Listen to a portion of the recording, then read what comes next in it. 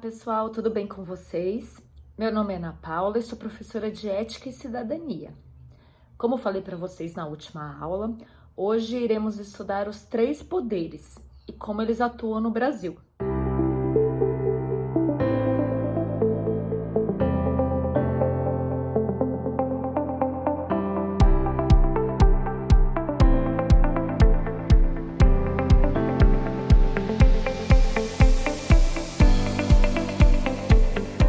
Como vocês já devem saber, o Brasil é uma república federativa. República já vimos na última aula. Mas o que significa federativa? Isso quer dizer que o nosso país é uma federação, ou seja, ele é dividido em unidades territoriais que têm o seu governo próprio, que são os estados. Por sua vez, os estados também são divididos em unidades territoriais, que são os municípios, e que também têm alguma autonomia. No regime presidencialista, que é o nosso caso, o poder é dividido em três: poder executivo, poder legislativo e poder judiciário. O poder executivo tem como função executar, fiscalizar e gerir as leis de um país. Sendo assim, esse poder decide e propõe planos de ação, de administração e de fiscalização de diversos programas, a fim de garantir a qualidade e a eficácia dos mesmos. Na esfera federal, esse poder cabe ao presidente da República, ministérios, secretarias da presidência, órgãos de administração pública e os conselhos de políticas públicas. Na esfera estadual, esse poder é representado pelo governador e todas as secretarias de Estado. E na esfera municipal, esse poder está nas mãos dos prefeitos e suas secretarias. Isso quer dizer que está nas mãos dessas pessoas decidir o que eles vão fazer com o dinheiro do governo, que é arrecadado através dos impostos, que todos nós pagamos. Ou seja, são eles que vão decidir se vão construir escolas ou presídios, hospitais ou avenidas, se vão investir em saúde ou segurança pública, por exemplo. O Poder Executivo também tem a função de fiscalizar os demais poderes. Apesar do senso comum, é importante lembrar que o poder executivo não é superior aos outros dois. Eles são independentes e devem atuar de forma colaborativa e harmônica. Já o Poder Legislativo é responsável por propor as leis, aprovar as leis e fiscalizar os outros poderes, o Executivo e o Judiciário. O Poder Legislativo é constituído na esfera federal pelo Congresso Nacional, que é formado pelos senadores e deputados federais, na esfera estadual pelos deputados estaduais e na esfera municipal pelos vereadores. Suas principais atribuições são elaboração e modificação das leis que regem a nossa sociedade, além da fiscalização dos dois outros poderes, executivo e judiciário. Muitas vezes o poder legislativo é negligenciado durante as eleições. As pessoas acabam prestando mais atenção no presidente, no governador, no prefeito e acabam esquecendo dos deputados, senadores e vereadores. Isso, em parte, é porque são muitos candidatos e os próprios partidos dão menos atenção a eles nas campanhas. Mas precisamos lembrar que são eles que criam e também aprovam as leis do nosso país. Portanto, se tem leis que não servem mais para a gente, como falei lá na primeira aula de ética, nós temos que votar em pessoas que pensem parecido conosco, que possam aprovar e criar leis de acordo com o que nós pensamos que seja o melhor para a nossa sociedade. Por último, o Poder Judiciário, que tem como funções aplicar e garantir o cumprimento das leis, garantir o respeito aos direitos coletivos e individuais e fiscalizar os poderes executivo e legislativo. O Poder Judiciário é formado por juízes, promotores de justiça, desembargadores e tribunais de várias instâncias, com destaque para o STF, Supremo Tribunal Federal. Suas atribuições incluem aplicar a lei, julgar e interpretar os fatos e conflitos, garantir o cumprimento da Constituição e fiscalizar os dois outros poderes, executivo e legislativo. No Brasil, os representantes do Poder Executivo e Legislativo são eleitos através de votação direta. Já os membros do Judiciário são ministros indicados pelo presidente da República e depois aprovados pelo Senado. Sabemos que os nossos representantes do Executivo e do Legislativo são eleitos por nós, através das eleições. E eles ficam no cargo por um prazo determinado, até as próximas eleições. Mas como será que funcionam essas eleições no Brasil? Os cargos de presidente, governador, prefeito, todos do Executivo, são eleitos através de eleições majoritárias, ou seja, onde é eleito o candidato com o maior número de votos. Essa forma de eleição geralmente funciona para cargos em que existe uma única vaga. A exceção é o Senado, onde existem 3 senadores para cada estado. Nas eleições majoritárias, é eleito o candidato que obtiver mais de 50% dos votos válidos.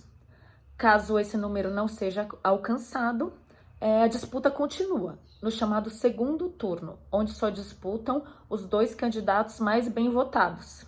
Já a eleição do Legislativo é feita através da chamada eleição proporcional. Nela, os candidatos são escolhidos através de um percentual dos votos que são distribuídos entre os partidos, que é o chamado coeficiente eleitoral. Esse tipo de eleições proporcionais acontece para cargos onde existem várias vagas, como é o caso dos vereadores, dos deputados estaduais e deputados federais.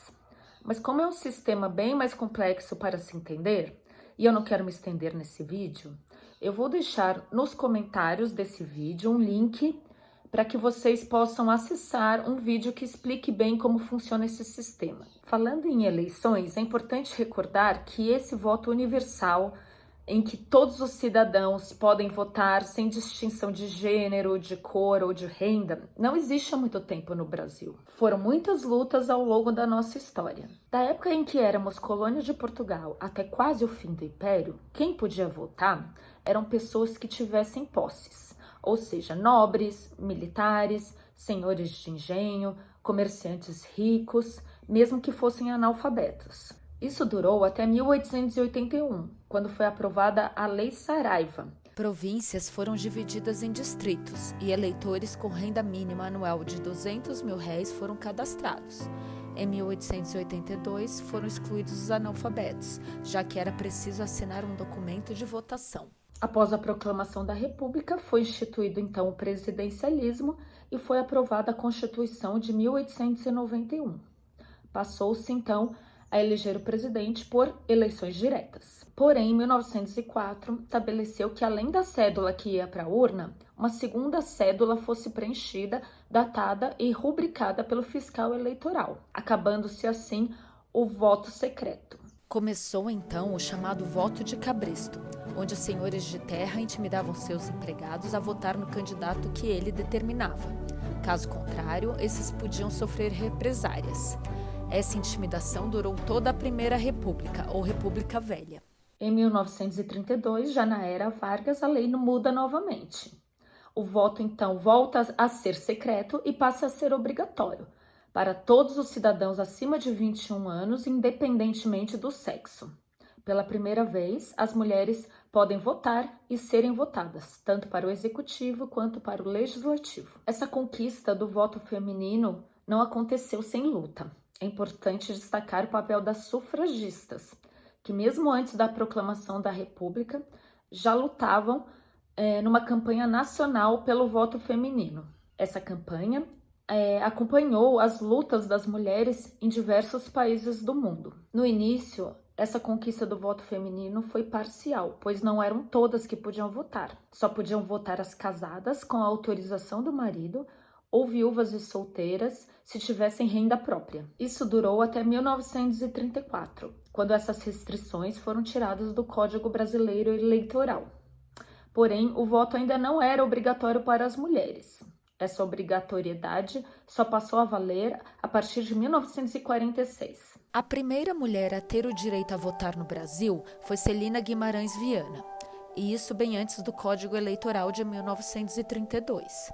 Aos 29 anos, Celina pediu em um cartório da cidade de Mossoró, Rio Grande do Norte, para ingressar na lista dos eleitores daquela cidade. Junto com outras seguidoras, Celina votou nas eleições de 5 de abril de 1928. O caso ficou conhecido mundialmente, mas a Comissão de Poderes do Senado não aceitou o voto. Porém, a iniciativa da professora foi um marco da presença da mulher na política eleitoral. O Estado Potiguar foi o primeiro a regulamentar a sua política eleitoral, acrescentando o artigo que definia o sufrágio como sem distinção de sexo. Nas eleições de 1933, a médica, escritora e pedagoga Carlota Pereira de Queiroz foi eleita, tornando-se a primeira mulher deputada federal brasileira. Ela participou dos trabalhos na Assembleia Nacional Constituinte entre 1934 e 1935. Bom, pessoal, acabamos nossa aula de hoje e, como sempre, quero pedir uma tarefa de casa para vocês. Gostaria que vocês escrevessem uma carta para um vereador do seu bairro ou da sua região. Mesmo que vocês não saibam quem é esse vereador, não tem problema. Vocês podem inventar uma pessoa fictícia. O importante é que vocês descrevam quais são os problemas que vocês encontram no seu bairro ou na sua comunidade e proponham soluções para esses problemas. Na próxima aula, nosso tema será patrimônio cultural. Vocês sabem qual é a diferença entre patrimônio cultural material e imaterial? Vocês sabiam que temos vários patrimônios culturais da humanidade no Brasil?